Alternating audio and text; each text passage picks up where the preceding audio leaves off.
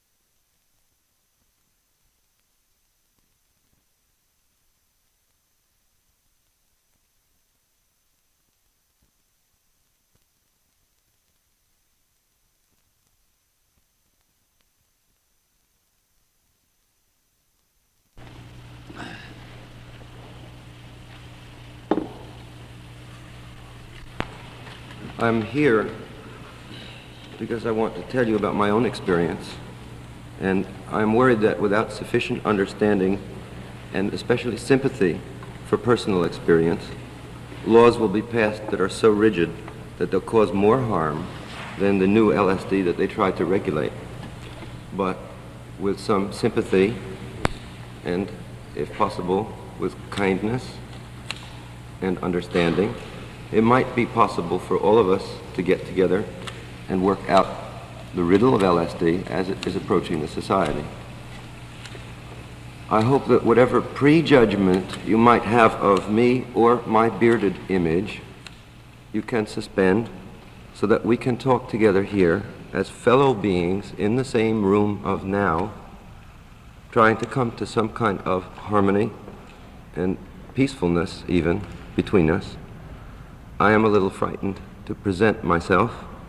The fear, especially, of your rejection of me, the fear of not being tranquil enough to reassure you that we can talk together, can make sense, and perhaps even like each other, enough at least not to want to offend, or to speak in a way which is abrupt or hard to understand.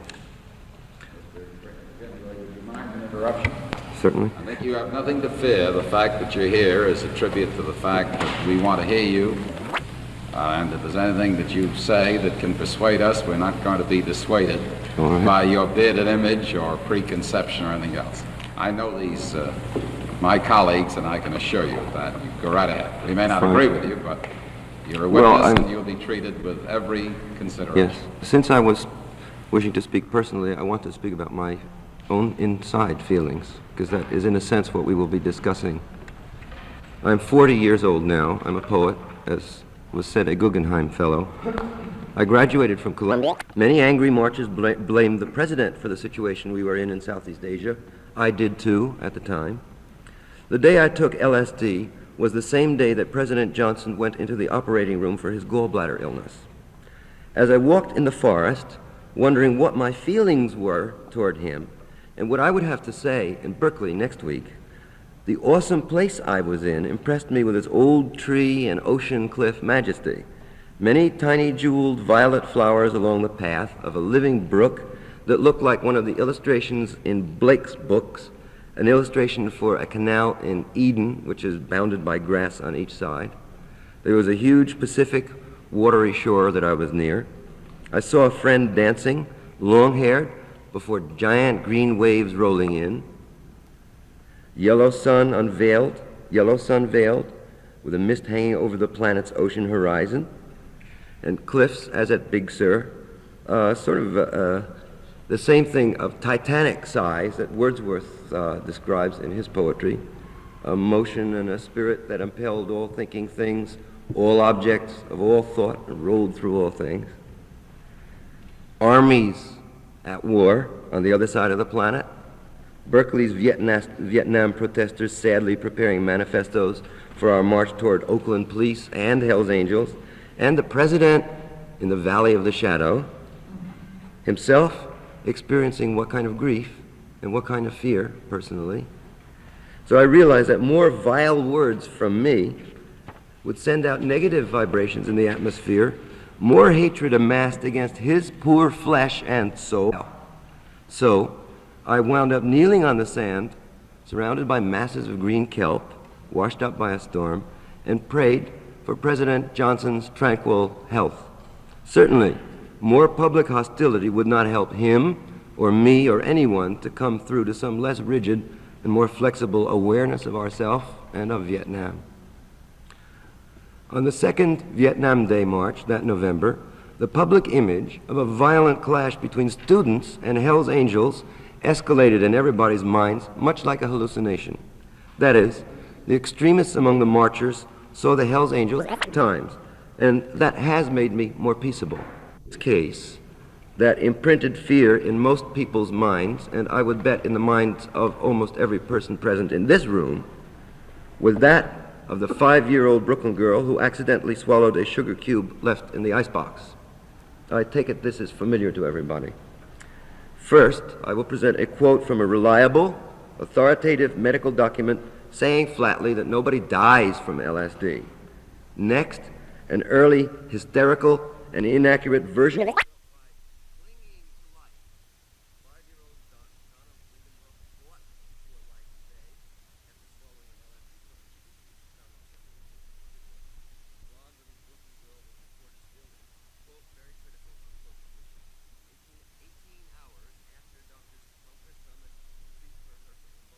use of an inaccurate language in dealing with a deplorable situation that the girl had had LSD accidentally and was suffering from a sense of consciousness that needed like care, tenderness, reassurance,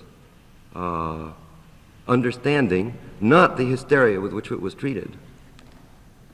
I mean, the key thing with LSD is that a hostile environment precipitates psychosis. A friendly environment cuts down the anxiety and cuts down the psychosis. So we have now to deal with statistics on breakdowns through use of LSD, which is crucial because in reading earlier statements to this committee, I believe Mr. Tannenbaum's statement, I come across language like this. One of the most common recurrent reactions to LSD use is a psychotic breakdown of an unknown but extended duration, ... There's no evidence that all users of LSD become temporarily insane. The reason I'm quoting that is to put these generalizations and the language used here in relation to the actual statistical information that we do have so far. One of the main causes of medical worry and legislative worry, particularly in New York State, where legislation was taken without even any kind of hearings on the actual scientific or sociological implications of LSD or the actual facts of the situation. The New York legislation, which was taken without any hearings, if you can imagine. One of the main causes of medical worry have been the reports issued on Bellevue LSD, quote, psychosis, unquote, via the negation of their self-awareness, not labeled psychotic, not tied in a straitjacket, not isolated from human contact. There are no real figures on LSD taking, partly because it's been made such a scandal by officialdom and by the newspapers, and so it now will be difficult to get any good scientific sampling of how many people take LSD. It might be anywhere from 1,000 to 10,000 in 12 months in New York City, according to an interview in the Times with Donald B. Luria, doctor of the New York Medical Society, who is responsible for that Bellevue report. I think it's probably a good deal more in New York City. The above figures average, then, to a breakdown in 1 in 1,000 users. But this is only a speculative and uncontrolled survey by the New York County Medical Society. If, say I'm taking as a median 5,000 users in 1 year, 5 semi-permanent breakdowns. If, as I suspect, it is more likely 20 or 30 or 40,000 or more users, and that would put your statistical incidence of damage in the sense of somebody having to go to a hospital for more than a week, that would put it even lower. The incidence of semi-permanent breakdown, then, from LSD, may be actually lower than liquor drinking, auto driving, marriage, working for congressional committees, much less war making, or any business activity where a healthy amount of stress is encountered, because what this is basically a stress suicide rate among the mentally ill who don't try LSD. What is the suicide rate of the average population? Does LSD significantly affect these rates, in fact? Or may it possibly turn out, and I have no idea, this is something that I think that we could begin thinking about. Is it possible that the suicide rates for mentally ill people who have taken LSD are lower than the suicide rates for mentally ill people who have not taken LSD? Is it ecstasy or is it bunk? The reports of the LSD consciousness state. It plainly shows a lack of friendly common sense for the head of an agency charged with responsibility for licensing experiments with LSD to dismiss reports of its startling religious, or if we want to use the word peak experience, or another word transcendental, or another word aesthetic effects as, quote, pure bunk, unquote. I saw that in the New York Times yesterday. A government official whose work I respect, incidentally, but who I feel has not read sufficiently on the literature, or spoken perhaps to people who have had experience with LSD, said that he thought that reports of visionary or religious experiences were pure bunk, and I believe that was repeated before one of these congressional committees. I recommend, rather, that those responsible for legislation and administration consider the myriad documents that have accumulated since Havelock Ellis and William James researched in the last century. Here follows a summary of recent surveys in the book by Masters and Houston, Varieties of Psychedelic Experience, which came out this year. Quote, taken all together, these findings must be regarded as remarkable. In the 5 studies just cited, between 32 and 75% of psychedelic subjects will report religious-type experiences if the setting is supportive. That means friendly. And in a setting providing religious stimuli, from 75 to 90% report experiences of a religious or even mystical nature. The studies cited were, I have listed a series of very, I think there are a great many thousands or tens of thousands. Tens of thousands? Tens of thousands, certainly, spread all over the country. Life magazine, I believe, estimated over 1 million. But such giant figures would be beyond my capacity as an individual to check on. How long have you been a user? I've used psychedelic drugs, the varieties, infrequently since about 1952. I'm not sure that I enjoy the use of the terminology user because it's so much associated with dope fiends and dope and drug users. Well, I used to use the word use then. Yeah, no, but I have used it since 1952, and I've used it actually, literally, about 30 times over a period of, 15 years. Would you say that these past 15 years, the use of this drug has been increasing throughout the country? Certainly. And at what rate would you estimate? It's mushroomed. Mushroom? It's mushroomed. That's the word. Where does it take? There's been an enormous amount of publicity for the last few months, which has contributed to that, I'm sure. Now, where does this use take place most frequently? What areas of the country, what regions, what places? I've recently been across the United States reading poetry. Ginsberg, do you want us to legislate a national policy on LSD, which is based upon your experience? I would say take my experience into account, certainly. Then take into account the experience of the people who have taken LSD, which would mean a giant survey of all the people who have taken LSD and getting what the scientific data is on that. So before we make it available generally to college students and high school students over 15, you want us first to engage in the massive research program. I would say engage in massive research, certainly. However, sir, it is available, as Life magazine has reported and as everybody else has reported. So then the problem is, how can it be handled legislatively now?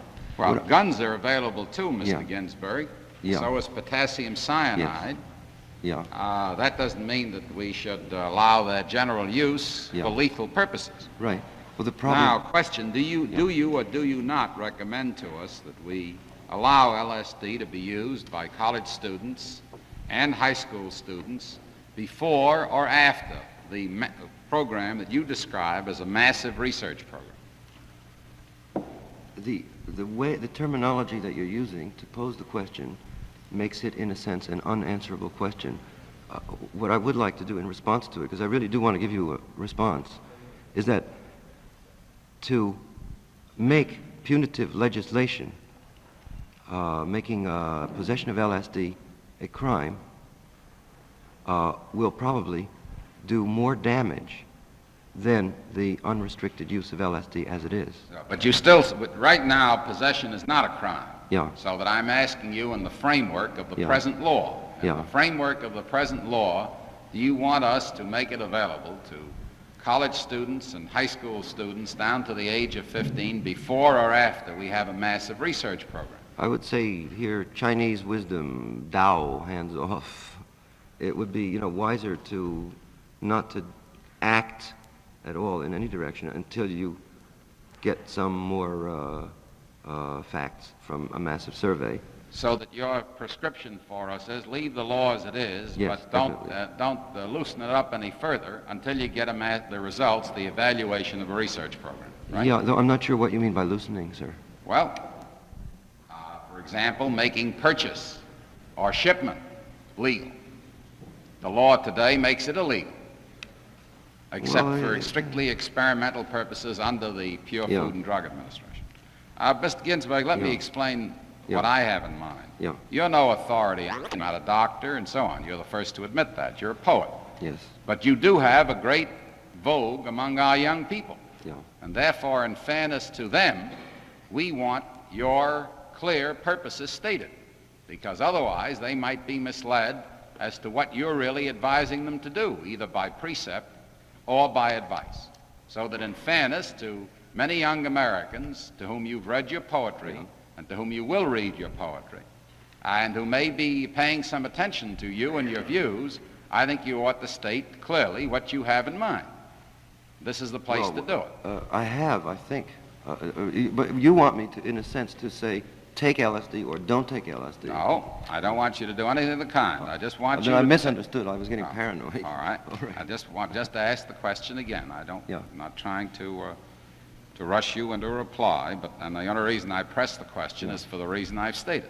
Yeah. If you were a person of no influence, it would be meaningless. But as I understand it from you, you suggest to us that we leave the law as it is. The law as it is permits possession, but prohibits shipment or purchase and sale, except in pursuance, for all practical purposes, to the authority of the Pure Food and Drug Administration for experimental purposes. It prohibits purchase also. The law prohibits both, except possession. Now, for personal use, possession for personal use is not inhibited in the law. Is purchase for personal use inhibited? No, it is inhibited. Purchase or sale, but the purchaser is not punished, it's the seller. Yeah. Now, question. Yeah.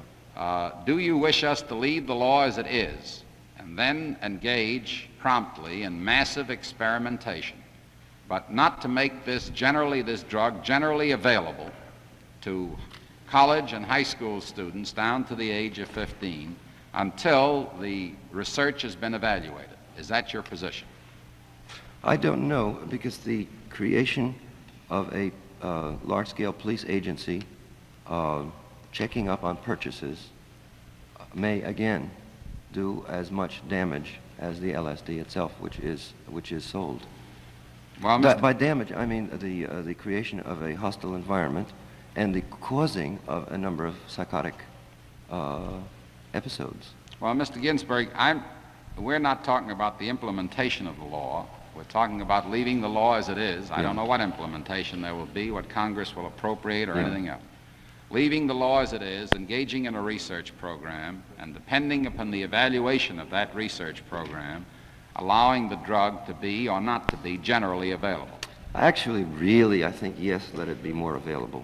Pardon? I don't think it would be, actually, personally, yes, I think it should be more available. It should be more available now, even before I a think research program. there should be some way to limit the and control the purchase, and sale of it. But